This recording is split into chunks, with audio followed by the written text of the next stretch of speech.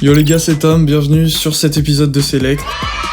Premier épisode de cette série, donc où j'anime vos logos sur After Effects. Le premier logo que j'ai choisi, c'est celui de Jolan B, qui a été réalisé pour une entreprise fictive qui s'appellerait Log Chrono. J'ai bien accroché avec le côté minimaliste de ce logo. La boîte en carton, il y a moyen de l'animer, de faire en sorte qu'elle s'étire, comme si l'icône de position était enfermée dedans. Peut-être faire en sorte que cette boîte tombe du ciel pour l'aspect de livraison. Ouais, j'ai des petites idées en tête là, donc on va commencer. Premièrement, je vais utiliser une cam isométrique. Donc pour ça, il va falloir créer une caméra, ajuster la valeur du zoom à 10 000. Ensuite, on va créer un objet nul et lier la cam à cet objet nul. Dans la position Z du nul, on va mettre moins 10 000 pour compenser le zoom de la caméra. Dans l'orientation, on va mettre 45, 35, puis 30. Voilà, on a notre caméra isométrique. Maintenant, je vais venir créer un cube.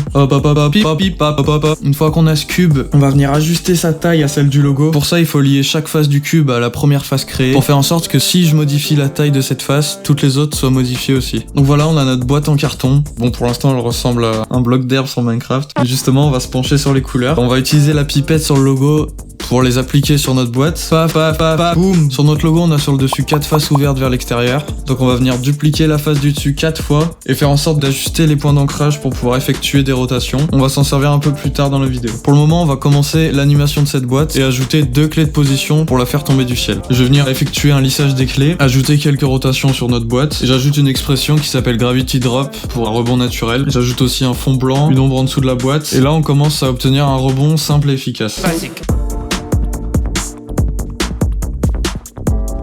Maintenant, je vais appliquer un effet de déformation sur notre boîte pour donner l'impression que le logo va s'échapper. Donc je vais aller dans effet, déformation et fluidité. Je vais jouer avec cet effet et ajouter quelques clés de pourcentage sur la distorsion. J'ajoute des clés de rotation sur l'ouverture du carton pour faire en sorte qu'il s'ouvre quand le carton s'étire. Et maintenant, on va faire apparaître le logo bleu à son tour avec simplement un jeu d'échelle, donc avec 2 clés, une à 0 et une à 100. Et on y ajoute une expression de bounce. Et oui, encore. Et on obtient une belle animation assez cartoon. J'ai peaufiné après le rec pour ajouter quelques effets à ma sauce, et donc voici le résultat.